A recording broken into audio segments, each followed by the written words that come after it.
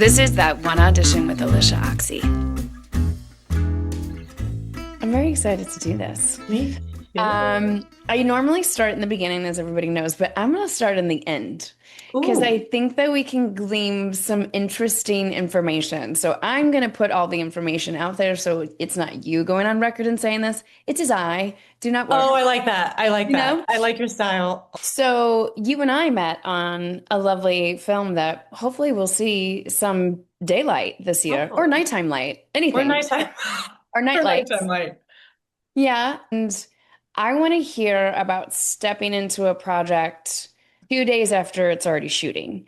I want to know your process. So let's talk craft, not Okay. even talking business. I can give Yeah. people the business. Like Yes. we were working on a show that I think this will make a lot of actors actually happy to hear. We won't name Yeah. names, but Okay. an actress, a musician was suggested for the role. She's with a hmm very big agency, we'll just call it hmm out, CAA, that hmm wanted her to diversify the lanes she was in, which is what Yeah. they do with a lot of great artists. Musicians and Yeah, artists. Yeah. musicians, anybody that it's, oh, you're doing here, can you do this too? So the hand was a little forced to hire this person who had never Mhm. acted before. 2 days into shooting, our great producer, who was not on location but was seeing dailies, was like, this is absolutely not going to work. Which I think a lot of people already knew it wasn't going to work because this was a number one Mhm. on a found footage high concept In every scene. in every scene. Yeah. Actors, that's a lot to put on somebody that has I never. gotta say, I had a lot of empathy when I heard all this Yeah, because as someone who's been doing this a long time, I think I just kept thinking, oh my God, how overwhelming for someone to step into acting with that amount of responsibility, pressure, like time restraint. My heart, I don't know her, but my heart completely. was like, Yeah. and you It's a, can't know that, by the way, if you're stepping into a new career or world. It's a world. it's a So you whole can't know world. what that's gonna be like. Yeah, and it's not like our film, so people know it's not a bunch of talking heads. There's No. so much imaginative work to be able to put out there and Mhm. multiple cameras on you, different types of cameras on you, because again, it's a found footage. We really want to give that feel. Yeah. And the wonderful writer director had a very clear idea of how Yep. he wanted to see this go.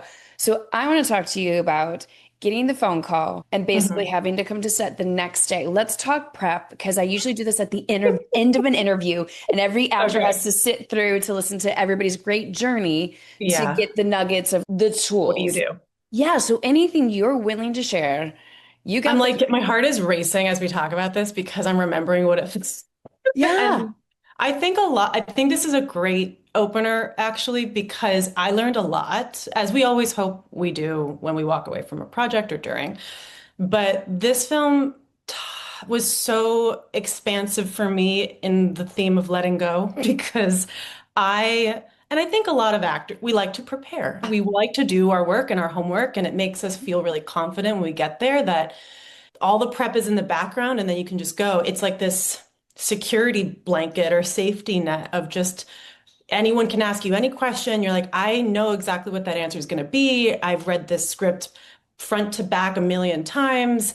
It's so empowering to do your work at a pace of time that feels comfortable to you. So by the time you show up, you're feeling good. And that wasn't the case with this. And like I've had different amounts of time to prep, whether it's like a recurring role or a guest spot or a TV series or a film.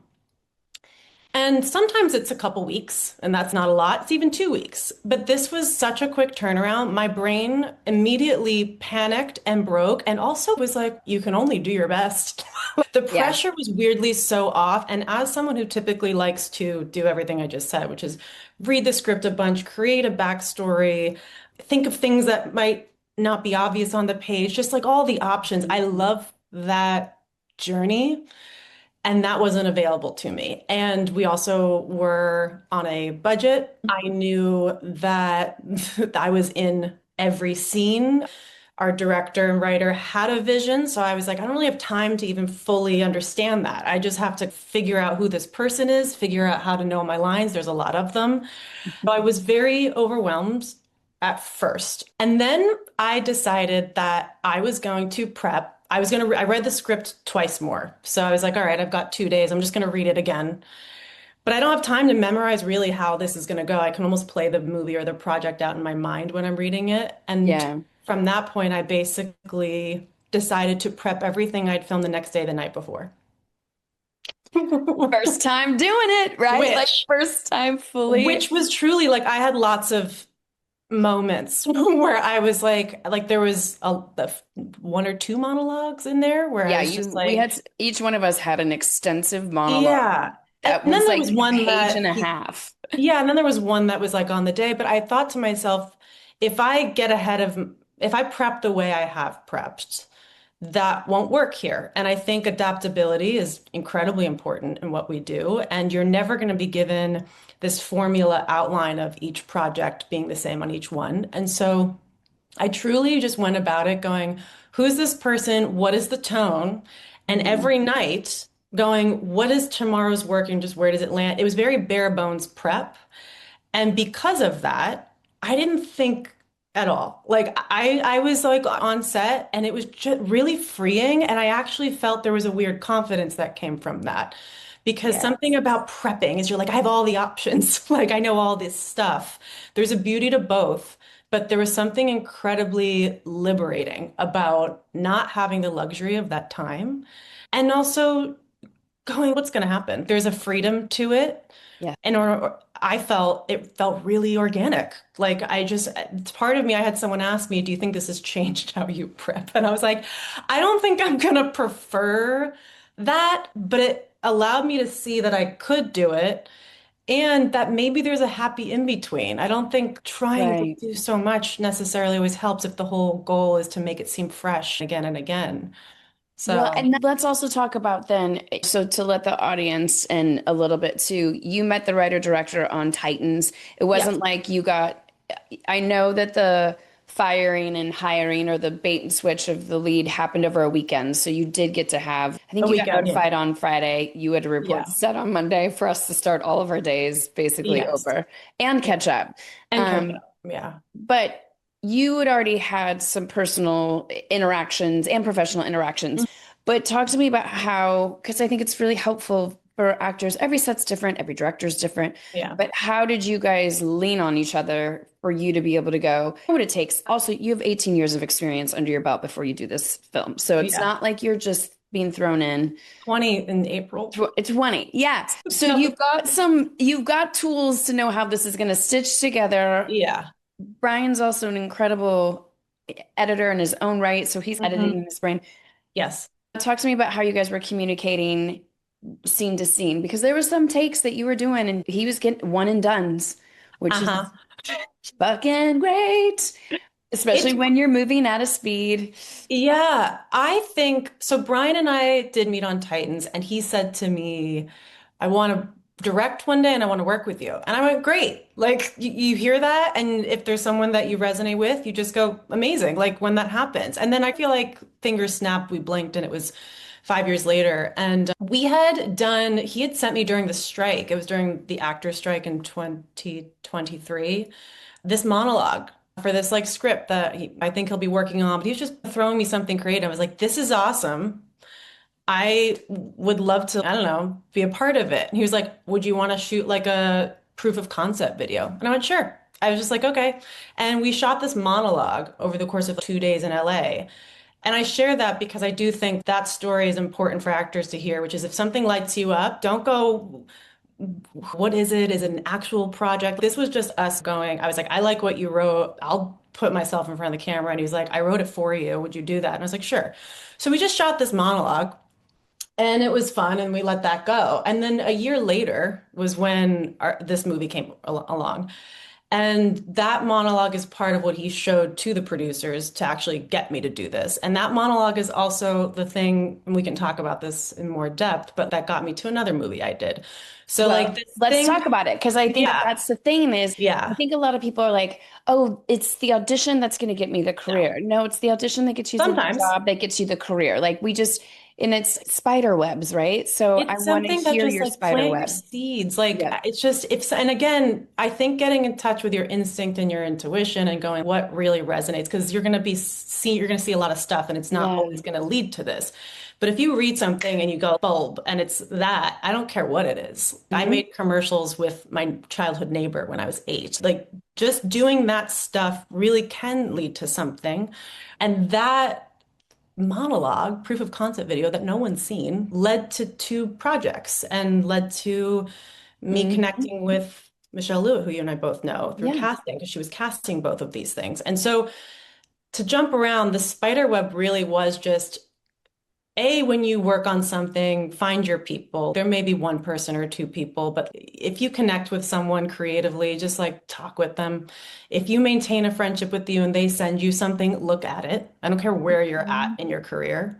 Yeah. And you see those stories like all the time. Ryan Coogler and Michael B. Jordan have known each other for years and now look at the other Uh-huh. night. So it's just whatever creatively lights you up, follow that. And if you make something from it, it could turn into something. And yeah, like I've a lot of my career is through the audition process, sure. But it's also through like someone being like, I know her from this, and just networking and planting as many seeds as you can. And so that thing that Brian and I did turn into 2 projects. And like I A look back at it year now. plus later. So it wasn't Yeah, even like a a big a turnaround year plus immediately. later. A Yep. year plus later. And also Brian had told me about Archangel. He had told me about the film that we did. And I was like, I'm not good at horror. I don't do horror. I'm scared. I have no Is that what idea. you said? No I way. because I thought I'm not good at, I can't watch it. I'm so scared. I was like, but also that was like early on. And then there was this other process of casting. So that all organically happened in the right time as well. Yes. I had read it and I was like, this is so cool. I see your vision. Like, because we had done the monologue together. But when I read that, I was like, whoa, that's a whole other thing I really just didn't think was in my wheelhouse. It wasn't about a hierarchy or thinking I'm better than this, or I think horror genre is incredible. You can do so much in it now that I've done it. I'm like, I'm so glad Amy Madigan won for Weapons because it should Yes. get more recognition. And as an actor, Yes. you can do so much. But I just thought, I've never been hired to do that, and I'm not good at even watching it. So, like, what do I offer? That's so interesting to me because I got to watch Chained, but also you're not You like, watched that? yes, well, Body. you know, did most of my research. Good You for you. start in horror, but like you're not the horror. Like you're not some, Unchained. yeah, you're not so Yeah. much of that. But I would have made the assumption that also it's a good place to start. And then you Yeah. go into sci-fi and then all of this other stuff. So I just made the assumption that, oh yeah, horror is a genre, like no problem. This works great on you. No, I just thought, and like at that point that I did Chained, I was also 19 and I was auditioning for everything under the sun, going, Yes. hire me if I could Yes. find a job. And so much of what I've done was part choice and part I want to work. That's another topic for actors is yes, Well, there's a choice and let's go back to that. Let's go back to yeah, the no choice that yes. happened. So like back to auditioning as a teenager or young 20s. Yeah. What was your approach to auditioning, or what was some of that one auditions in the beginning that really shaped how you Yeah. started to get jobs? I think at the beginning we're just throwing spaghetti at them. You are. And I started doing commercials when I was 12. So I got like very comfortable in that walk into a room space, having people look at you and you're trying to do something. I started like properly auditioning for film and TV when I was 15. And I auditioned for everything unless I felt that it was uncomfortable in some way, if it involved material that I was really uncomfortable with.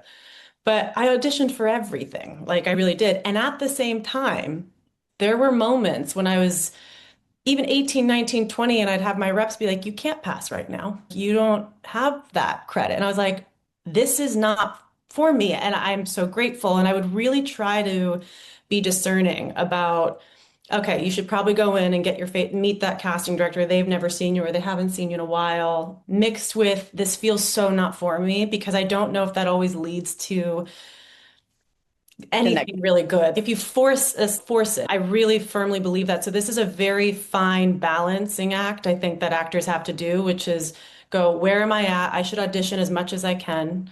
I should see as many casting directors as I can. I'm so glad I did that because those relationships stand, they still do. And at the same time, if you're just looking at it, you're like, I either can't seem to get behind the material, so this is not going to be a good audition that I send this tape in. And I don't want to send a bad audition in. Especially if that's your first time getting to meet that casting director, if it's not your best foot forward or Yeah, you're not like relating to the 100%. material, it's going to be disjointed. So your Yeah. first experience having them witness you do work or come in is going to be Yeah. this like, I don't really, It's not, and I've really been glad I did that because there have been times where if it's someone that I hadn't read for before, I was like, I want to feel really strong about what I send in. And when you have agents or managers or whatever, you want to have the right people so that they can go, I think you can do it, right? And knowing when to listen, again, meditate and listen to your intuition because know when they're saying something, you're like, you know what, I am going to push myself. Maybe I am right for this. And I've done that. And there have been times where I've just gone, this is not for me for whatever the reason is. And I'm going to yeah, protect whatever impression they get of me by not going in for that. So that's been helpful. But yeah, at the beginning, I auditioned for everything. everything. Okay. So then tell me when I say that one audition, what comes to mind? What percolates? So I think you always remember the first audition. I remember the Always. first audition. And I'm going to go back to the first one because it was validating in that I went out for this movie called Jumper, and it was in 2008. I And remember. it was to play, it was my first audition, and I was 15, and I tested. I was like in the mix for it. And it ended up going to like Kristen Stewart to play the sister. I remember, I think. This is a long time ago now. And I remember Joseph Middleton was casting it. I was in New York. And I remember the reason I think of that one is he was so encouraging. I didn't feel like I had a big ego. I didn't feel like cocky about any of it. It was so encouraging. And I hadn't trained or done anything. I was like, I want to do this Yes, that thing. was going to be that was going to be Yeah. my question. You'd done 3 years of commercials. 3 years of Three, four, commercials, yeah. and I just knew I wanted to do this thing. And I didn't know how you did it. And I just was So like, what did you do? Did you just learn lines and then you're like, I just learned the lines, and this feeds into another moment I had with my first agent. But I learned the lines, and I remember I just wrote down what I thought in the moment. Like the first time, I still do this. The first moment I read something, anything that comes into my brain, that first second, I'll write it down, even if it doesn't become important, because I think it's your instinct coming through. as far as an idea of how to play it or just Anything. imagery or like visually, like anything that just comes to mind? Yeah. Visually, what I think they're feeling, literally what Mm. my face maybe does when I even read it. Because I feel like sometimes I'll read the Ah, lines and my face will move or I'll feel things naturally. And I would just write them down. And I remember he said, listen to your instinct. Because I remember I got really nervous. I got really nervous. okay. So So he's what like, did you, slow down. And I remember I was okay. just 15 and I hadn't done Yeah. this, but I was just so nervous. And he told me to slow down. And I remember I had this one like lucid moment where I was like, okay, I'll just do it how I did the audition. And it went really well. And even though I didn't get the job, I remember going, there's something to this like very fine balance of like you being right for the part, the casting director, the role you're reading for all these elements that can feel really good. And the reason I try and think of that moment is because I've done a million auditions by now and I can remember like three bad ones, Of three course, really we bad stick ones. to those, But right? I try Yeah. to go back to the first one because it was so fresh and so Hmm. new. And it was basically me being told to just slow down and listen to myself and not try to be whatever they wanted me to be. And I remember this calm that I felt by just going, I don't know who they're going to hire. I'm just going to do what I feel I should do. And it sounds so simple, but I do think we all get caught up in like, how do you want me to dance? Like, how do you want Well, me that's to, exactly it. You put your yeah. focus back on yourself about like, how do I want to How do do I want to do this? this? If they're hiring me for this project, if they're going to hire me on a contract for this, let me know what I'm offering. Let me Yeah. go, here's how I want to present, here's how I'll do the job. And that way, when you do get hired, it helps any imposter syndrome because you're like, I showed them exactly what I was offering. I Yep. showed them Yep. exactly what I wanted to do. And I remember when I didn't get it, I went to my agent at the time, was in the kids department at Buckwald, and I was like, should I go into training? Should I go do this? And the reason I didn't, by the way, was just because we couldn't afford it. It wasn't because I didn't want to. It was because my family just couldn't afford the acting lessons in schools that New Mhm. York, we were living in New Jersey, but they were so expensive. And I just remember going to her heartbroken that I didn't get this one job. And I said, should I train? I don't have the money now, but I could save. And she was just like, if you feel like doing that one day and you're called to work with a coach or any, that's great. And I still believe so much good can come of that. She was like, but I don't want you to lose your instinct and I don't want you to come out saying the things the same way all of those students say it. So don't Yep. go in because you think you need to in order to book a job. She was like, don't lose that. And it was just, I don't know, that's one perk of doing it at that long ago. 100%. Look at Jennifer Lawrence. There People you are like, go. don't touch that. Just don't touch it. It's in your head. I think the only thing that's worth educating that you can only get that from somebody else either telling you what to do or just Yes. practice over time Yeah. is leading a film, is being a series. I think getting Yeah. a job as an actor, you don't Hmm. need necessarily a coach. Now, to maintain Hmm. running a show or Hmm. being able to step into Archangel two Yeah. days after shooting is Yeah. because of your 10 plus years experience on set, being like, Yeah. this is going to piece together here. This is going to happen here. It's the business side of It's it that we have to experience. educate ourselves on. Yes. What The you just arc said, the of the business scene. part. The business scene. Oh, you're a Very guest important. star. You're going to have Yeah. three, four episodes or scenes in this episode. It's going to be mostly around you. Yeah. Okay, this is what we need to see in Act One, Act Mhm. Two, Act Three, Act Four. That's like to me almost more business orientation It is. than messing with instincts and craft. I agree. And then I got very fortunate to have that be what taught me, which was just being on sets, you So know? being on sets. So then I was so curious looking back in your resume because to me, like Man in the High Castle, I love that job. what a great gift. What Yeah. if like a credible show. A lot of critics watched it, not Yeah. a lot of, unfortunately, not as many eyeballs as I think should have watched that show. It was so, so good. But Yeah. internally speaking, business wise, it was like if you got on that show, it's like you got that slap of good actor, Yeah. good, I good actor remember approval. Yeah. I read for Juliana originally. So Denise walk me through Chamian this whole cast that. audition process. Because, and So, what gets you to this opportunity, or for lack of saying it, look, we get more opportunities in our yeah, 20s. We do. We get a it's ton true. of I'm now in my opportunities 30s. I agree with that. that get thrown at you. Like any casting Yeah. director will be like, okay, I haven't seen her, sure, give me a try. Oh, Yeah. and even, okay, that was her first try, give me, you Yeah. just have way more. It's true. So is this, you're in your 20s, Yeah. she fits the part. This is, or did any other stepping stone contribute to getting in front of? At that point, it really was what you just said, I think. I'm glad you said that because I'm in my 30s now and I'm like, wow, it changes. And Well, I'm, there's an expectation now. Like, for any actor that's starting later, it's not mhm. that you can't No, make it because we need people in no. all ages to work. It's just if you've been working since you were 20 and you're Yeah. now 45 and casting doesn't know who Yes. you are, it's almost a strike against you. If they Yeah, don't know who it's you true. are in your 20s, they're okay with that. I think in the 20s, everyone's going, who's the next whatever? And they Yeah. want to find them.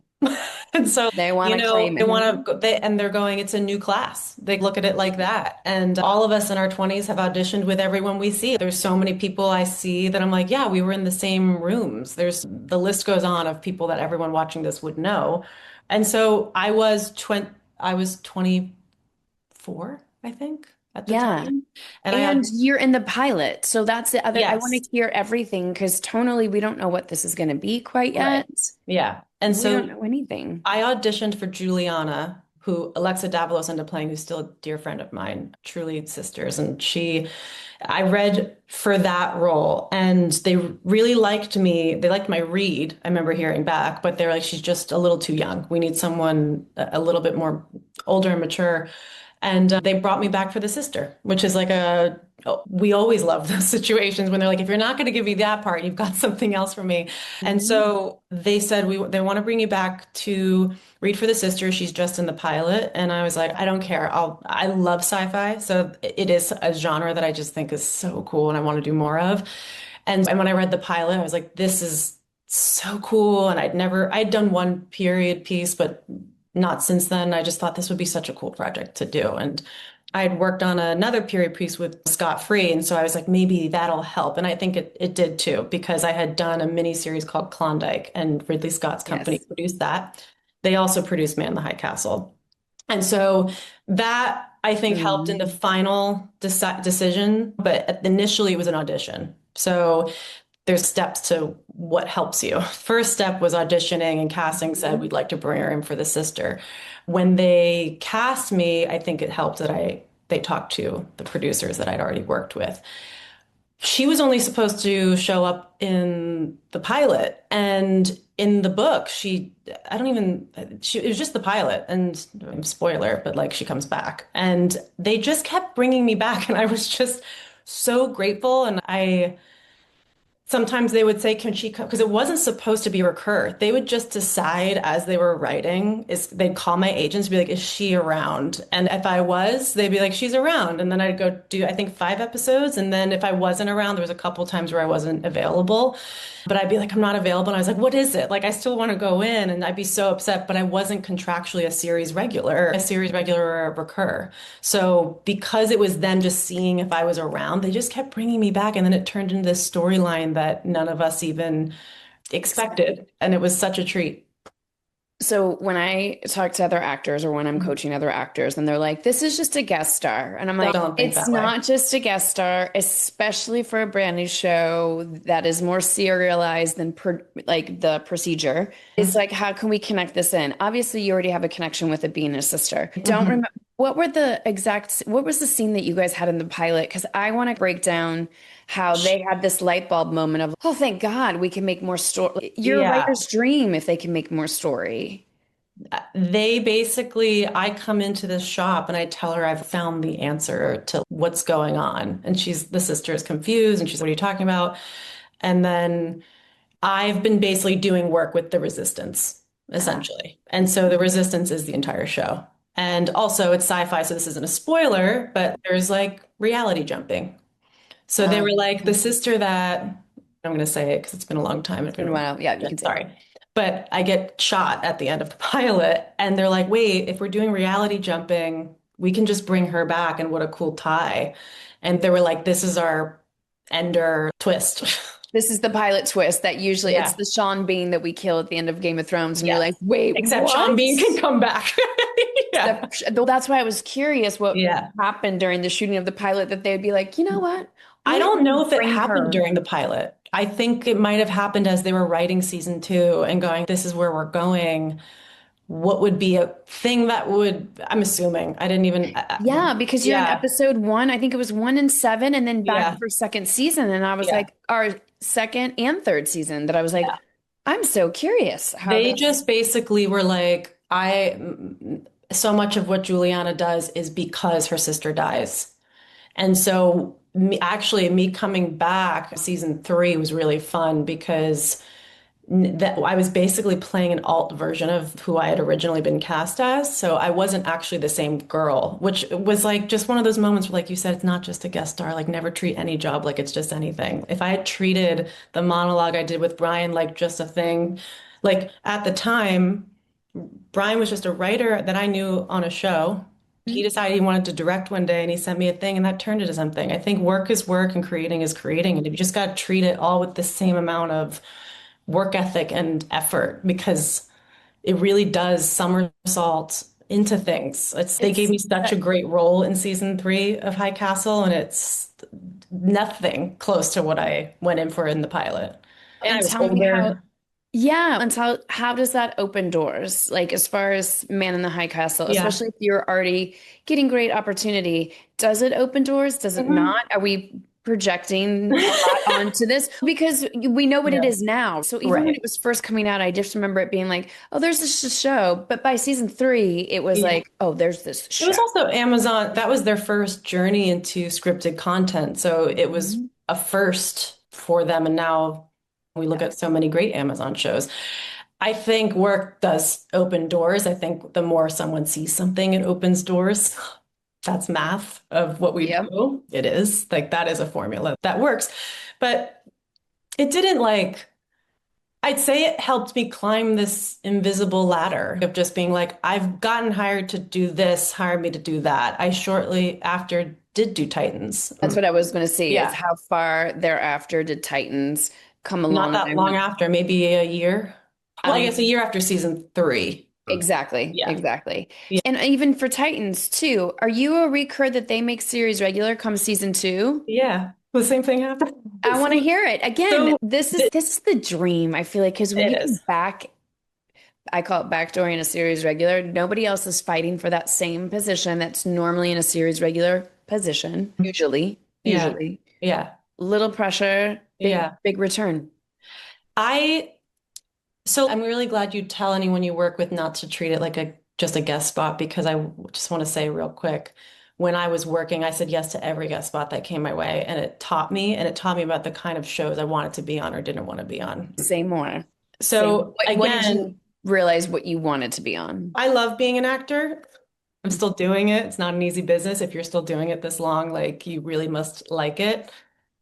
But you should have a life outside of it. And if you are signing on to be a series regular, and I say this with all gratitude towards whenever I've gotten to work, but it is grueling and you might relocate. And if you have a family, that's going to get affected, your relationships. And so the older I got, the more I would factor, do I want to relocate to that place for this? There's so many factors that go in, not Mhm. just the character or the role. And if you go, wow, that could really change my career. Can I just work with my personal life and make that work? How many months is it? I would guest star on so many different shows, and I'd be like, what does a procedural look like? What does a series regular on this network look like? What is it like to play this kind of a person? And are the other actors happy? Like, it's just information. And while you're doing that, you're working your muscle by going, like, ours was an action show. I hadn't guest starred on an action show, but I was like, this is a machine. So I actually do know how machine shows work because I've guest starred on them and I've seen how fast they go. This isn't necessarily going to be like 10, 15 takes. So it was very informative to be a guest star. And I always said yes. And I'm still auditioning for guest stars. Yeah. So it's I so agree. When my important. friends were like, I'm done auditioning for this guest star, and I'm like, that's too bad, but thank you. I I'm I glad you're just taking yourself out of the race because like If you I had said, done that, then I wouldn't have had High Castle or Titans. And Titans. So Titans came to me as a tape based in New York, and it was a very quick process, which hadn't ever happened. I had sent in this tape, and I wasn't told who it was for at all. They were just because it was dummy sides, and I wasn't told like the superhero. If it was very mysterious. Let's talk dummy sides, Let's and talk then dummy sides. let's talk dummy sides, and let's talk throwing down a tape because also for everybody Uh-huh. that's listening, you have such a visionary eye. Like Thank you you. hold a camera a lot. You've Yeah. really shot some beautiful stuff. Thank you. So I want to get into how you're doing your self tapes. Are you that meticulous? Are you really framing it for story? Are you trying to do something unique with that framing? Or are you Uh-huh. just, here's my backdrop, let me just go and I'm done with it? It depends. If I read something, I don't force anything. Like I'm not trying to dig from sides, and taping is already hard as it is. This isn't casting. I don't have props. I don't have my other co-star that's going to be cast. I look at the limitations and then I go, if something organically, and I include this in a prop. Sometimes I use a prop if it feels really natural, and sometimes I just go, I'm going to skip the prop. It's going to look clumsy. I don't get too meticulous. I make sure that the lighting is clear, the angle is good, that there's a solid backdrop, and that I have a good reader.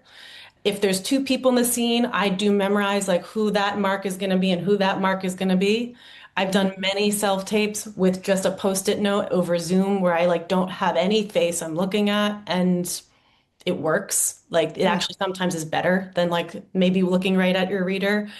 Like I saw Britt Lowers, I saw her Severance tape and I was like, that's a creative, organic way to create something because I don't know what the sides looked like, but clearly she was disoriented. And I was like, that worked. That was a great Worked. idea. Yes, and I it didn't think take you to trying story. didn't take me out of the story at all. And if you've watched the show, you're like, that makes sense. I've done things like that feel like they're honoring the sides. But I've told my friends who are even actors, if you're trying to shoot a movie when they've given you this limited scene, you're gonna just, I feel, distract Agreed. completely. And Agreed. they're trying to see if you have an essence. And I try to say an essence because I do think like they're aware that you're doing a tape. They're aware of the limitations. You don't need to tell them that. I like to give a little bit of effort, but I don't try to make it look like I've produced a film. And I mean that with like my hair and makeup and my outfit. Mhm. Just like I want you to see that I can bring the essence of this person out, or here's what I would offer for her, and not overthink it. And I think simple. I don't know. That's how I've done all my Simplifying tapes. it. Oh, Yes, I agree. simplifying it. Like Odessa, who did her great Marty Supreme Yes, audition in a again, phone good booth, but again, example. that made sense. She was on Yes. location, and it was Yes. like, would she have still gotten the job if she was up against the curtains in her hotel room? Probably not. Honestly, that tape was great and it like It made it. was. But also, whoever shot her, and I say this because if you're going to do that, I've done these things where if you're going to do something creative like her or Britt Lauer, you should know, plan that, rehearse that, right? And make Know what sure you're putting in the frame. Yep. don't make your hair covering your face. Like I've helped friends before and I'm just like, this is all cool, but if they can't see you, it's not going to matter. So if you can do one that's not going to put your performance of your audition in jeopardy, do Or it. But if secondary or to secondary. But if you feel you're distracted because you're trying to do too many things, I think it is better to lock in. agreed. And this is something I'd like to share because it helped me. I come from the time where we were in rooms and the self-tape was like this rare email you got where I was like, oh, they want a self-tape. That's so crazy. And I would do it on the photo booth of my laptop. Like Right. I did a couple episodes on the Blacklist, another guest star that ended up going Going. over It feels her. like a lot of your guest stars ended up being two or three Yeah. that were maybe Yeah. not Other than like the Law and Order. contracted. Yes, that were not contracted maybe out the gate. They just Yeah. were going to add on. Yeah. And I think maybe, I don't know, like maybe they just had ideas for the character. Maybe it's I'm just so happy to be there and working and I don't know, be nice to people, guys. Be kind. Be nice. So did you find the Uh, blacklist I found it, audition? and this is actually very good to bring up. I just remembered as we were talking. I did it on a photo booth on my laptop in 2015. It is so poorly lit. It's like very pixelated, very dark, and they hired me. And it's because there was no self-tape equipment, there was no Zoom, there was no actors getting lightings and backdrops. Now I'm still doing the backdrop and the lighting. I'm not going to go back to how I did it, but because there's also a new standard for the Yeah. self-tape. But I remember watching it and I was like, oh, I'm not really overthinking anything. I was just going with it because there wasn't this pressure of this is a self-tape. How do I capture their attention? And I think the other thing that it reminded me is if you're right for this, if you're right, like do your work, Yep. prepare, good lighting, good angle, good reader, all the things. And beyond that, because I looked at it as they hired me from that and I didn't have like Titans. I didn't have all this stuff. I was like, wow, they really hired me from this pretty like pixelated photo booth video on my laptop. And another thing is I don't do a lot of takes. And my friend actually, I talked to her the other day.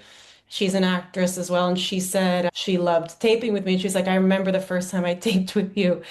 You stopped me at our second take, and then you were like, that'll be it. That's good. You should move on. And she was like, I was convinced I was going to go watch it and you were going to be wrong. But then I watched it again and I was like, oh, that's my favorite one that she told me to stop at. No one to Yep. stop. Know when to stop. And also I feel like when you start to chase it, when you're getting into take 9, 10, I'm like, it's not for Yeah. me. I'm missing the Not for mark me. or point. I don't have a clear enough point of view Yeah. on this or what's going on. Some of my best ones, it's one and done or two Yeah. and done or max three, where you're Max. like, and I still usually go with one or two. Me It's too. usually, I always Otherwise, tape you resent the rehearsal. process. You're like, Yeah. and I fell into that loop, by the way, back in, I think it was like 23 or 22. I was like, I hate this. I was so upset at the self-tape process, and I still do mourn and wish for the days where we were in person, and sometimes they're doing it, but that's just not what it is. So getting upset about it's not going to help any of Yeah. it. Are you taking Zooms when an audition comes in now and it's self-tape or Zoom? Are you one to grab Um, casting? I've done a few, and then there have been times where it's first come, first serve. It's in a limited window, and I'm like, can I make? Because the thing is that when it was in person, I was like, I just got to get in my car on the subway and get there, and then they're gonna do it. But if the Zoom window is, I'm like, oh, like it's not gonna work for my home life. I Yeah. have to do it at my convenience. I won't do it. So it depends. There's a lot. I've had Zoom callbacks. I've had Zoom screen tests. They are very They're different. frustrating, like they are, and the Different. Wi-Fi Yeah. goes out, and You're chasing. Yeah. yeah, again, adaptability, it is what it is. Like we have to adapt around it. It's okay also to mourn it Yeah. and wish it was otherwise. Try to pick things. I started doing this thing that is small, but it really helps me. I used to, if I had a tape and it was due at whatever time, set up and then do the tape. Now I set it up either the night before or hours before so that I can almost show up to the seat as it's a room or a casting office. Because it Uh, creates this less, because again, the amount of times I'm like, oh, the lighting's bad or this, or I just set the whole thing up, or it takes up half your apartment or whatever your space is. yep. People are doing this like in my New York apartment. It would take up the whole room, this backdrop and the lighting setup. So I'd get very frustrated minutes before I was about to do the tape, setting it up, making it right. And then that Yeah. frustration and anger and almost resentment, I feel probably did me a disservice to then just Mhm. jump into a tape. And so I started doing this thing where I'm like, oh, I miss showing up and waiting in a room and going in. And so now I will set it up and walk away, whether it's like a couple hours or literally the night before. And it actually does help me. It's helped a few friends. Helping something about walking in, coming and sitting down and Just doing. going and now I'm going to do my work versus now I'm going to set up the shot and be the DP. Yes. You're still doing that, but You are, but it allows, I think, the prep work to go creative versus worrying about tech. Tech shouldn't bog you down. It I should agree. literally And only giving yourself enhance what you're And doing. also giving yourself time. I wasn't good at this for a bit at the beginning. Again, I would set it up, I would do the tape, and then I'd be like, it's got to be in a couple hours. And so then I would be then going through my phone and trimming the video. And so now I'm also going, can I tape and then walk away and then go look? Because it's just like isolating the creative experience like it used to be as much as you can. It's never going to be the same as a room, but that has helped a I lot. think the adjustment of every decade too. Like I've started to Yeah. realize I used to call this the windshield audition. When you'd get in the car after an audition the whole way home, you'd be like, oh, I have an Yeah. idea. Oh, I'm gonna do. I need Yeah. to go back. Hopefully, I get the call back Yeah. because then I can do the thing. Yeah. So my The brain, wind. the windshield audition, doing your whole audition to the windshield Yeah. the whole way home, being like, this, it should have gone like this, right? Yeah. But it was usually the ones that it was usually those that they're like, hey, you got a call back. I'm like, I did what? Again, being objective is really hard. Yes. I'm But now we can do it with self-tapes. Like now. be more objective. When you were in the room, you all you had was your feeling. And that's why I stopped Mhm. working with other actors and their feelings. I'm like, what'd you discover when we finished something versus Yes. Yeah. what did you feel? Because it's so convoluted. Yeah. But for self-tapes, what I'm doing now is you usually get the 2 days, right? I'll Hmm. throw it down in that first day. I'll sleep on it, Oh, I like that. watch Yeah. it the next day, and then if an idea pops in, Yeah. oh, I can like You just have jump more right back in. time. You have more time, Yeah. but I don't wait till the time is running out anymore. I used to do that, and Me that too. was giving me my own level of anxiety, but allowing the creativity to have Yeah. its space that we used to probably pressurize because you were going in the room. And it's almost like we recreated that because that's all we knew Uh-huh, versus exactly. maybe someone who's starting out. But I do better in that energy. Getting ready, you're getting up on stage. Okay, here we go.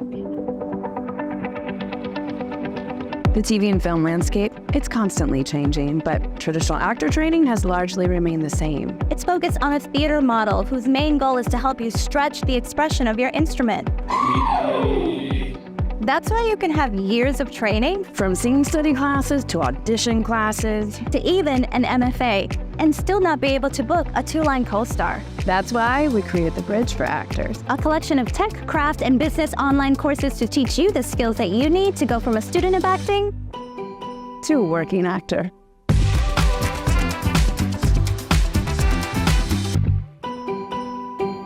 Okay, Yeah. so then I'm going to circle back to Yes. dummy sides, Titans, and you are in New York, you are in a small Yeah. apartment, but let's talk about dummy sides In general. in general, because yeah, because you'll get dummy sides and like now we've been doing them for long enough. You're like, okay, this Right. is Marvel or this is something or this is Yeah, DC, this this was is DC something. Comics. Yeah. So how are we get how which way should I go? What do you think that they need to see? Why did they pull these dummy sides? Or are you just I, like, fuck it all, here I am. yeah, Like, so I had read, I knew who the dummy sides were because it was for another character. And because I had seen some audition come through that I ended up actually, they were like, you're not right for it. I was like, I'm not right for this. And I remember reading the sides and it was for another character in the show. But I knew the sides, and they were using the same sides for now this totally different type of character. So this one character was really soft-spoken and gentle and like strong, but like this side. And then they basically took those same sides, and a couple months later they were like, here. But this girl is really, I could find like the description. It was very bare bones. It was like strong, cares about this character, blah. It's like three words or whatever. But she was very much the opposite of what the sides were. And I remember going. So they've taken a character that's the opposite to the one they want me to audition for, but they're using her lines and they're giving me interesting. this opposite character description. And so I just was like, what's the description? And again, I feel like this is like my thing is very no, not thinking, just going, I can't do, what am I working with? I'm working with not being told who this person is. I have no script. I don't have actually lines that the person's ever going to say. I have lines that a character that's the opposite of this person is going to say. So I'm going to do my best. And I actually, the reason I keep circling back to that is it'll get you really far to just be like, hands up. Here's me. I'm going to try. I'll memorize it. I'm off book always. I think it's Yeah. good to be off book. I Yeah, just, I agree. I know that that's SAG, they say you don't I have to know be, we're not but it's because they required have to to. say Yes, that. yeah. So just any actors out there, try your best. Or if you can't be off book, know the most important moment to be off book and then look down for the what? Yeah, exactly. So I'm like, I'm doing all that. And then I just sent it in. I was like, when I look at a character description, I go, okay, that's being sent from casting and creatives. They've created this list of words or sentences for a reason. And then I go, they've chosen this scene for a reason. It's not a test, but it is. It's like there's some reason that this material has been sent for the audition and there's this set of lines. So I just combined that and didn't think about it and sent it in. And I think what worked in my benefit was that this character was an Amazonian 5'9". My height finally Your came. height is working for you. It eliminated a lot of us. It did. And I was already a brunette. And I think just like the way they described, I don't remember the words used, but I was like, oh, I get that person. And let me just rework this dialogue for whoever this is. It took a moment to flip it. And I went into, they were casting it out of LA and then they had hired New York casting to just tape everyone. Because this is again 2017. So self-tapes are still not like the thing, but they considered it a tape because Right. they were sending it to LA. I sent it in and I got a call that they wanted me to do it. And I was like, hold on, who is this person? Who's Yeah. this character? And I ended up getting on the phone with a producer of ours. And I was like, can you just tell me if it's like Wonder Girl? Because I've Googled, who this could potentially be. And he said it was, and that they would love me to do it. I just remember being like, I called my agents and I was like, so I don't get it though. It's a recur. They're like, it's a recur. Maybe they'll make it a series regular, but right now it's just a couple episodes in season one. So when they did that, I remember calling and I was like, okay, this sounds okay. Yes, I'll do it, but it doesn't film for months. I booked it in November of 2017. I wasn't going to be on set till March. Oh, And damn. yeah, and I was like, that's a long time. So let me ask contracts about that if you're Mhm. willing to say, because I think this is helpful for actors. Yeah. If they're not holding you, are they just saying, hey, we want you for 2 episodes, season one, I here's think what it we're was going to pay three. you. Here's the outside dates, and just let us know if anything else comes up. Is that kind of how they? Yeah, they basically told me, so they had already started filming season one and they cast me in November. They were a couple months into filming. They're like, her character's not coming until March, but we want to lock her contract in now. And I remember, if I remember correctly, it was that I could do anything between now and March. Like I auditioned still, but it was the holidays. So like I also wasn't Yeah. auditioning anything.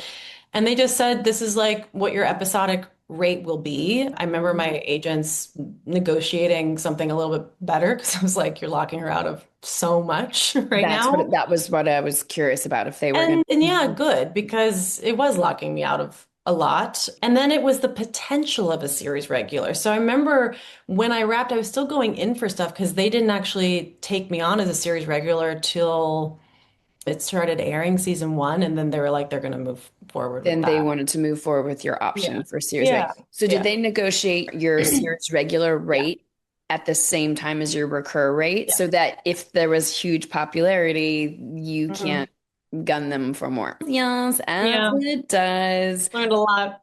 But that's the thing, right? As Learned a actors, we lot. still, especially the first couple of contracts, you're still the one holding out your hand, being like, hold on, wait. So I Yeah. can't do that, but I can do this and wait, it's going to be a year before I shoot. So then Yeah. I have to get approved. There's a lot of I've chess learned a playing. lot about contracts. I've learned a lot about my self-worth around them. I've learned a lot about let your agents and your reps do their job. Let them go, but also know when to be like, don't lose this for me. I really love this, and this is important to me. Communicate, please, everyone. Communicate to Right. your Well, reps. that was going to be my next question Yeah. is once you signed on in November, where was your team able to utilize, because that's a big talking point for pitching. Are Mhm. they able to Yeah. internally use it for pitching? Because when did they announce They never did. that? They never did. It was a really big, funny experience because Wonder Girl it was the first on-screen version of this character, and they Yes. tried to keep it so under wraps while we filmed, but then the photos got leaked or something. So there's actually no Titans announcement of me anywhere. So they never announced it. And so they were like, we want to keep it quiet. So there wasn't a lot of, yeah, negotiating. I remember if I was to ever be in that situation again, I'd be like, no, we need to be able to utilize this or I Mhm. like, or release it Again, yourselves in your own timing at this yeah, time. Because like, again, I basically just quietly had this secret job for a long time. like a No. year and a half before Yeah. it started Until it airing. literally was like airing. And I'm Yeah. in episode 8 of season 1. So if you do the math, like it might It's have been longer, It might have been, honestly. and that's the thing. It's one thing, craft. Okay, you've gotten the saying. Well, this can Yeah. really pole vault you over some steps if you Yeah. can utilize it in the great way. Yeah. Okay, so if you're willing to share, what are some things that you learned about contracts or learning about working with your team that you wish you would have known early on? That's I think that let's talk money for a second. Yes, let's talk money, honey, because we only So help each other when we talk about this. I tell you. and people are funny with money. No one wants to talk about what they're making. Everyone wants to be super secretive about that. I'm like, teach their own. I, the first time I ever got a screen test, I was 16. It was for like Days of Our Lives. It was a soap opera. And I could not believe what I was going to be offered. I think it was like 16,000 and it was 16,000 an episode. Mhm. And I just remember hearing that, and we grew up single mom family. There was no money like that. I just went, oh my God, that number. And that is not a small amount of money for anyone. So like Right. I have a very clear perspective on like gratitude for money that comes towards me, any abundance. But I just remember stopping there and being like, that's a lot of money. I have never seen that much money.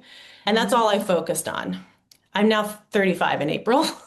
I look back at that time and I'm like, they would have locked me into like X amount of years, the hours, the like just free 100%. reign. Yeah. Then you take 20% off of agent and manager. If you have a lawyer, there's more and it's taxes. You're not making a lot of money for the energy going out. So it's like even energy exchange is what I Yep. started to look at it. And I had a very hard time asking for more because I thought I should just be so grateful that I am being hired to act like this thing I've always loved doing. Like I'll take it. And I always said that truly up until 2023. I just said yes to whatever number they came up with, whatever they said it was going to be. And by the way, your agents will do a good job at like usually knowing how to negotiate for more, all the stuff. So I wasn't saying yes to things that weren't great. They were really great deals. But then there came this like test that I did in 2023, and it was going to be like the lead of a series, and it was going to be a big workload. and it was going to be network. And I remember what they offered me, and I just was like, and my manager at the time was like, I think we could ask for more. And I was like, yeah, ask for more. Like, I Mhm. want more than that. Like, I gave her a number, and she was like, are you sure? They don't have that in their budget. And I was like, I'm aware now because I've worked enough Yes. to know what a night shoot is, to know what relocating to that place is, to being what would one on the call sheet require of me. And I also know the kind of actor and work ethic person I am. And I am gonna give everything. Yeah. Factoring, and by the way, factoring in like if you're going to film somewhere cold and you're gonna, I don't know, probably get sick a lot. Like the things you factor in, if you're leaving your family, all these things, it doesn't mean you're ungrateful. It's you going, here's the energy exchange workload I know is required of me, and here's what I do believe I should be given in compensation in return. And I was very nervous to ask her to do that because I was told that they only had X in the budget, and it was me and a male co-star. And I said, okay, I respect that they only have that in the budget. It's only a pilot. If it goes, it's going to be many episodes. I was like, but this is what would make me feel better knowing what this is going to ask of me. And I remember hanging up the phone, just going, oh my God, am I sounding greedy? And as a woman, it's just so hard to ask for more. And long story short, she called me back. She's like, they've pulled the budget from other places. They'll give you that exact amount. And I was like, jaw dropped. I get goosebumps thinking about it. And by the way, the Uh-huh. difference of money for the record was $25,000 more than Mhm. what they were offering. And I was like, that feels right. That'll cover. And I did the math. I was like, here's what'll cover my agent fees, my manager fee. This will cover whatever my bills are, whatever I'm expected. Here's the hours I'll be putting in. So if money is Yeah. about being paid by your hourly rate, I was like, that's fair. At the time, I guess, 16 years of experience. Yes. And I just went, I deserve that. And it was so hard to say that because I just felt I should just be grateful for anything. And I think a lot of artists are like, I'm so happy to work. And I would not, by the way, do this for every single job. This Of was a course. unique situation of, I'm glad you broke it down. If this is yeah. also a pilot, you're shooting it Mhm, probably over 3 weeks if you're mhm, lucky. You're in every scene. mhm. You're 6 a.m. to the Yeah. midnights. Like you Yeah. are what it is. Like that is Yeah. everything. It's not Yeah. just, yeah, And I'm glad looking you at got what it it. might turn into. What if I do, I actually, whenever I've signed a contract, I actually don't think is this just the pilot. I'm like, is this going to go 7 years? And then anyone will tell you, agents or manager, I can get you out of it. And I'm sure they can maybe get you out of it, but I don't want to burn any bridges and I don't want to sign on to something if I'm not 100%. I don't want to do that to the creatives out of Yes. respect. You want to sign up for something that you're trying to make an exit plan from No, and so you go. should feel really good about whatever that deal is, whatever your contract is, and also again communicating what you want to your agents and managers. And so it's just, oh, if I do this show or if I do this project, how long is that? Looking really far into the future. I think artists in general asking for money for their craft is something that we all have to go through. Let me ask this. Were you ever privy to what your male co-star was making and was it comparable once? Okay. Because I I won't know. name names, I No, won't you say didn't have to. numbers, but I would find out and I would take a pause.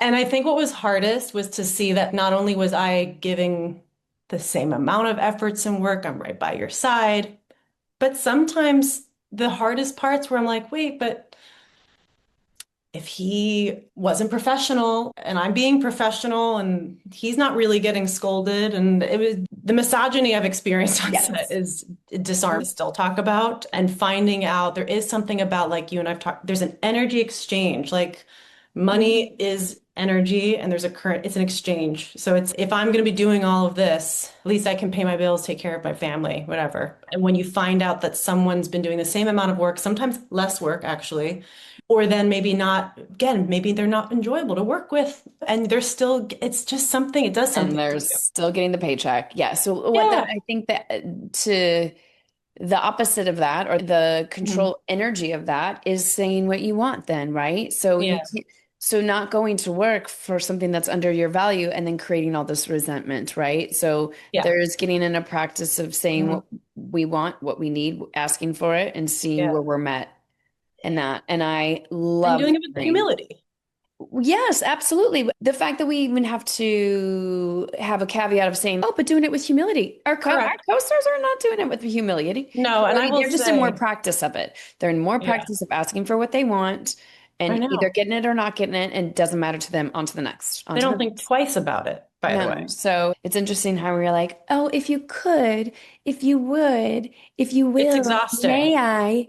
And Uh-uh. the thing with that, on that note, it's, I guess this is to any women listening. It's unfortunate that the minute you're like firm, I've experienced so much pushback. Again, it's not name names, but like I've been, I've done things that I asked, the list goes on. I remember there was once where we were doing rolling over lunches for something. And I was like, I need my lunch. Like, I don't need snacks. I don't want a meal penalty. Like, I don't need the hundreds, whatever dollars it is. I need to eat. And I remember I kept being like ignored for it, but I'd watch my male co-stars just leave and go get their snacks and their lunches, and no one would bother them. And then I asked for it, and I was called a diva on set, like in front of a whole crew. And I like, oh, Ask but for Connor it. needs her lunch. And because I had said multiple times to production, I try every time I'm on set to not like just call my reps for anything. Like I try and just deal with it on the ground and talk to the people I'm working with. Your reps aren't on set. And so if there's anything that comes up, I try to go, hey, like this thing is happening. Can we figure something out? And it got ignored multiple times. And I remember calling, being like, and I hadn't called my reps for anything at this point. Yep. I was like, hey, I'm dealing with this thing. I just need lunch. They're crammed on time, but I need like a sandwich, not hummus and chips. Like I need to eat. And they called and they were like, you're going to give her lunch. And because I did that, the next time it Mhm. happened, I remember being called like, Diva Connor needs her lunch on set. And I was like, you didn't do anything when they like Yep. it's not just Yep. contracts, it's not just money, it's literal treatment. And then I was firm with such politeness, not that it matters, like you Yep. said, but I was firm and kind. I was like, I just need a lunch. It'll probably take me 25 minutes. I'm not going to take Yeah. that long. I'm just going to go do that. And because of that, I was told I was difficult. I'm not difficult. I will attest right here on our very interesting shoot that we had. Not a diva, willing to do the work. Yeah. Just safety. You know, Water just safety and a little again, nutrition women goes just a long going, way. hey, just bare minimums. Just bare minimums. Just make sure I don't die in this actual location. That'd be great. Yes. No, there's this like a funny video going around right now about The Rock and Kevin Hart on Jumanji 3 or 4, whatever one they're shooting right now. And Kevin Hart's teasing him, being like, big guy needs his lunch. And he's sitting eating dead center of the set as they're like setting up the shot. But you know what? And Yeah. everybody thinks that's funny, right? Versus you being like, and it's like the ask for permission, right? Women are always the ones to be like, would again Can we asking go to the versus like just bathroom? doing. Yes. Yeah, I'm coming to do this right now. I'm coming to do it. I'm Yeah. going to ask you a We have, few rapid fire questions okay. because I just want to know some of them. Yeah. When you get a job, who do you call first? My mom. I had a feeling. I know. I call my mom. Yeah. I know. She's the best. Okay. So in between setups, what are you doing? In between setups, I am depending on the workload that I need in the next scene. If I have a massive thing, I've got my headphones in and I'm just sitting in my chair listening to music. Usually, if it's short and it's a light day, I'm usually like sitting in like a squat and just hanging out, talking to the crew because they're always my favorite people. Yeah. Okay. Favorite actor you've learned from? I love Frances McDormand so much. I love her attitude. I love her energy. I love her quiet performances. She's just the person I always think of. What did you grab from her in the working? She just looks like she runs and goes. She doesn't look like she's having a lot of like intention. It's like the effort of not having this like intentional moment. It breathes. It really breathes, and she just looks like she's existing. Ugh, There's something about it. She just looks like she's existing, and that we're capturing whatever she's choosing to exist as. she's so fun to Yeah. watch. Gosh. Okay, most memorable first day experience. My first job, I was working with Spike Lee. He cast me in a pilot called MONY. Bobby Cannavale played my dad.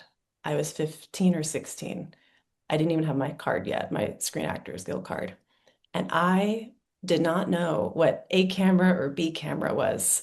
And I was trying to like lead with confidence, thinking that would maybe work. And so he'd be like, A camera, I'd be like, yep. And I'd be looking with, and he'd be like, the other one, he would gently come up. And then I just would go to rehearse, not knowing it's rehearsal speed and you can go faster. And he was so gentle with me because I was a kid. Or like people would say crafty and I had no idea, but I just kept walking around this set. Like day one, I think we shot my scenes in one day, thinking, trying to be like, I know what I'm doing because I felt like I wanted to be there, but having no clue what world I was in. Again, it goes back to what we talked about, had no idea. I was like, what is this place? What's crafty? What's A camera and B camera? What's a honey wagon? What's 10-1? How could, What is 10-1? do I I need a kept 10-1? saying, Should I you need to 10-1? 10-1. She'd be like, she has to go 10-1. I was like, no, I have to go pee. Like, I have to. I was just so new. I You're think of it so all the time. cute. I was so brand new. Yeah. Oh, some of our best teachers on those Yeah. first days. Okay. What are you currently watching? Oh, we just started watching this Apple TV series called Rooster with Steve Carell. Yeah. Nice. It's light. I'm really loving light things. We just watched Night Yep. of the Seven Kingdoms. I'm a big Game of Thrones nerd, so watched that really quickly. But yeah, right now we're watching Rooster, and it's, I don't know, I'm enjoying having some lightness, some family Yeah. connecting lightness shows and movies. Okay, so what's the one role that you want to go do next? Or what's the one role that's out there right now you wish you could steal? Ooh, Yeah. great question. I could steal. I love everything in sentimental value. Renata Renzi, with anything she's doing right now, I feel like she's picking really great Mhm. stuff. You really been in the sci-fi world, and I love the two leads on Pluribus, Friends. But Love Pluribus. I would have loved to sing you in that as well. I loved that show. I would Mhm. love to be on that show. They are both phenomenal. So if They're you, both so good. So, Brett and so I were good. talking about, just they're Mhm. so good. They're so grounded. Yep. And Yeah. like wild stories. I'm hoping to get Carolina, she's a friend, on here I because just heard her story on To Be Magnetic. Is that it? My friend sent it to me. Mhm. It Didn't you have get that stuff. representation for 6 years, had a couple of babies, and was like, career's guess over. Can you Or tell her I will. that my friend sent that to me because and we haven't gone into that, we can get to another time, but the feelings of just how hard it is right now as Mhm. actors and been doing it for 20 years and it's still hard to get tapes, to get anything going. Am I done? Is it up? And I think we all feel that sometimes. Her story truly touched me and made me so happy. That's how she came back. I was like, I don't know this person, but God, am I happy for her. She's so good. We were in class together for a bit of time, and watching her stage Yeah. she's magnificent. Just like Yeah. any, but like Yeah. talent's one thing, but capturing it Yeah. in this little diamond of great writing, great show, and then getting that opportunity that normally Vince, like somebody of that caliber, could have given that to I know. anybody. And I loved hearing that story. I listened to the yeah, whole thing and I'm not yeah, even, I'm right there with you. yeah. Okay, what's the one thing that you've done that you wish more eyeballs would have seen? You could put some light on it. Oh, I l- I was gonna say High Castle, but I guess a lot of people did see it, but I also felt like a lot of people didn't see it. That's what I'm So saying. I think a lot of the critics that inside the industry, it was yeah, like very, but yeah, but not a lot of people saw it in the way that I think I love. Again, I loved the arc I got in season three, and it was just so yeah, interesting. So not to circle back to that, but that's always the thing I think of. I'll meet someone every now and then that watched it, but it really isn't a lot of people. And also probably because it was 2015, like that's very early streaming days. So it wasn't yeah, like what's on Amazon as much. right, Yeah. exactly. And Yeah. then our movie. Let's just see what happens with our Our movie. movie Movie. and I'd love to see you in this horror genre. Let's just see this it's beautiful fun. face I hope, scared. listen, indie movies are so sweet. The one I did with you, the one I did with Brett, like just I hope It's people see hitting that one. festivals right now, the one you did with Brett, right? That Cinequest, yeah. And it's so sweet. I do love to see indie movies just go through the And I don't think we fully paralleled it. So for the audience that understands, the monologue is what got you Archangel, the and one spider that we ourselves. did, and then the other one, which is like a rom-com. So it could not be further from No, and the director for In me. Spite of Ourselves said, Michelle Lewitt, the casting director, she sent him the monologue that I did with Brian. And the monologue I did with Brian, for context, is like a very intense girl who's like a hit woman, like hired to kill, like eyeliner, had jet black pixie hair, like at the time, very heavy energy wise. And the character that I play in Spite of Ourselves is like a very light, quiet baker, very sweet. very opposite. But our director, Josh, said he watched the monologue and he's, I don't know if I probably wouldn't have hired you without the monologue. And he had my reel. And he was like, I liked what I saw on your reel, but there was something, it was also the most up to date of me. Yeah. And he said he hired me because of that random monologue that we've just put on Vimeo. So yes, it gave me 2 jobs. I want to commend our great casting director, Michelle Lewitt, sees things well beyond the box and the container that either that audition, that monologue wants to put you in. Because I think we really need to celebrate our casting directors. I love that I'm they so finally happy. have we've got a whole Oscar division of it, but Finally. it's those casting directors that are like, I can see it like this. She did the Yeah. same thing for me for a different set of movies, same weekend. Yeah. Could not have been more different. That's like an eye that a casting director either has or doesn't, but like when they have it, they're your biggest champions. And I've been cheering casting directors on my whole career, and I miss Yeah. seeing them in rooms. It goes back to that. I just I miss know. them, but they're just so essential, and it's such a long time coming that there should be a category for them. Yeah, Yeah. she is why I got that job too. She just Yeah, was like, this exactly. isn't what you're looking for in the character, Well, but can you see beyond it? you beyond Yeah. it. And I think it just takes 1 or 2 fans and then just watch the spider web Yeah. be Do its thing. do its thing. Yeah. Where can everybody follow along with you and see your gorgeous, beautiful pictures and eye on the gram? Because that's all they're gonna get from there. But I love it. So it's Conor Leslie Photography, and that's my Instagram I've created only recently in the last couple months for that. Because at first I was just posting it as a hobby on my main page on Conor Leslie. And so I was doing that, and I was like, let me make this separate, and I'm going to start doing portrait sessions and creating that way. Because I just think, listen, if you're an actor out there, there's no way that's all you're good at doing. Yes. Please, I just want to leave that with people, like create in general, because it's just fulfilling. Like I think it drives us all nuts when we're not working. I But agree. you've got your podcast, you have a whole business, like it has to light you up, right? Like it's just Yes. Again, just like instead of sitting and ruminating about what's not happening, you can sit and ruminate about what is happening. Even going and yeah, doing a portrait session, or that is a form of creativity. My girlfriend said the other day she went and shot with somebody and did 9 looks in an hour and was like so proud of herself. yeah, And just the story that she told yeah. each, and even the photographer was like, she was like, I'm an actor. That's what I'm supposed to be able to It switch just with. lights you up, and then it's an energy. It keeps the wheel going, Yeah. and you will learn something. Like I get it. Go to school, go to class, do things for acting, but then go listen to music and museums and do something else and paint. And every actor I know is really creative and talented in multiple ways. And I think, are doing themselves a disservice to go, I only do this. Yeah. I'm like, it's not plan B. It's not, you're not going to be a successful actor. It's feed that by being In a addition person. to, yeah. Yeah. Can people contact you on Conor Leslie Photography on that specific There's an page? email on there Great. that If people they want to work with you. Yeah. Great. Amazing. I adore you. Thanks, I adore doll. you. This was so fun.